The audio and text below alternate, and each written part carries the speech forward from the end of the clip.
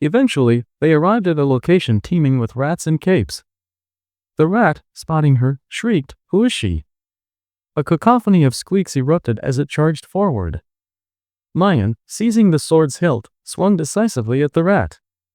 The surprised rodent, taken aback by her strength, realized it was time to flee. With her sword poised at her visage, Mayan proclaimed herself a heavenly swordsman. The rat gazed in astonishment, but before it could react, a swift blow sent it squealing to the ground. She sheathed her sword, her thoughts drifting to the Sanghan staff, the same one that man wielded. It dawned on her that it undoubtedly belonged to that orc, likely earned through completing the mission on a higher difficulty. A clenched fist signaled her determination. Sanghan's capabilities mirrored her own. Was it possible he surpassed her prowess?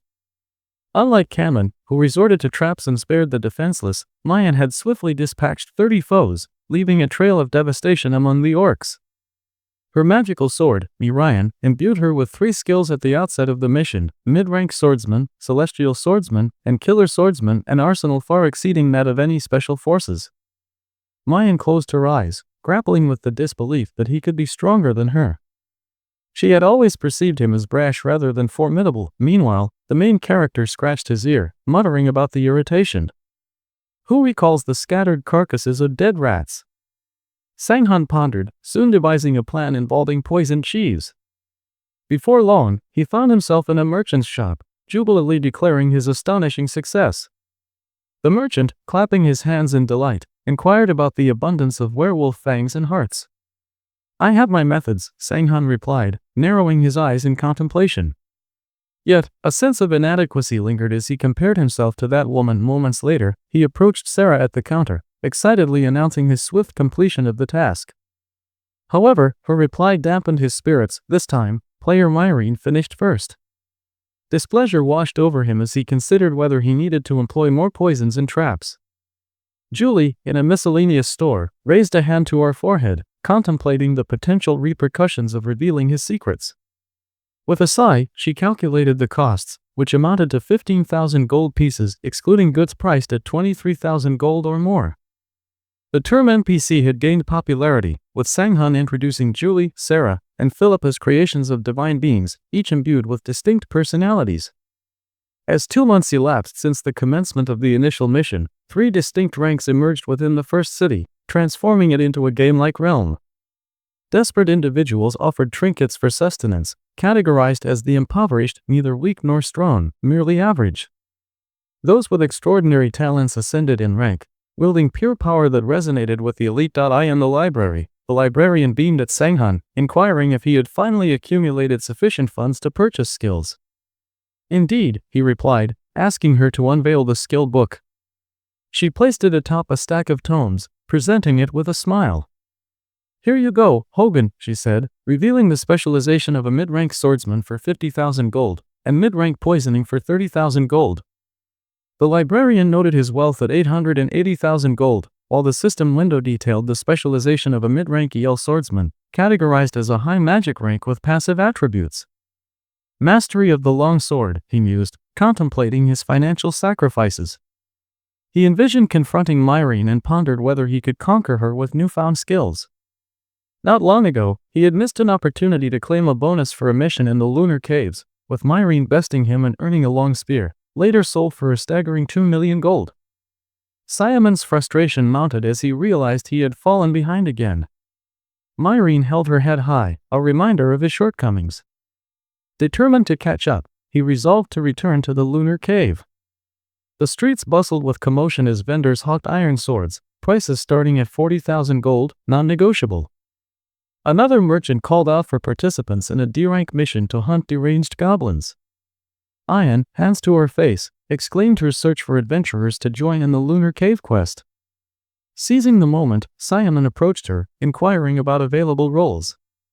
"Warrior, thief, archer, and magician are open," she replied, noting the need for more frontline fighters. Ayan's eyes widened as she scrutinized the main character.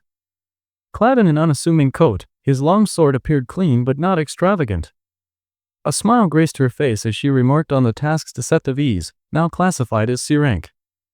With curiosity, she inquired about his abilities. Sanghan opened the system window, revealing his sole identification. His stats showcased impressive strength at 51 points, agility at 80 points, endurance at 50 points, intelligence at 16 points, magic at 0, and luck at 9. Normal status, he declared, aware that such attributes were immutable, bestowed upon him by fate during missions. The Ion, astonished, exclaimed, 51 strength and 80 endurance. Are you a ranked player? He clarified that his statistics stemmed from destiny itself, significantly enhanced over time. Ion's excitement surged as she grasped the implications of hidden items and additional stats acquired on missions.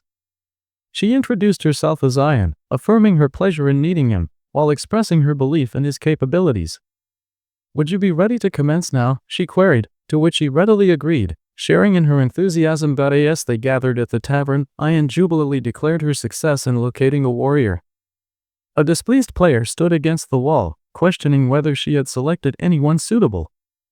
Ion reassured him, citing Sanghan's strength exceeding 50 points and endurance above 80. Surprised, the player inquired why he wasn't ranked.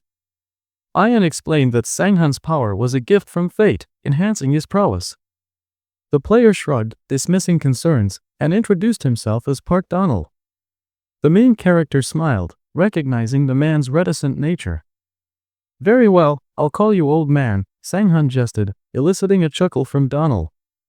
As he displayed his weapon, a formidable axe, Sanghan marveled at its weight and strength.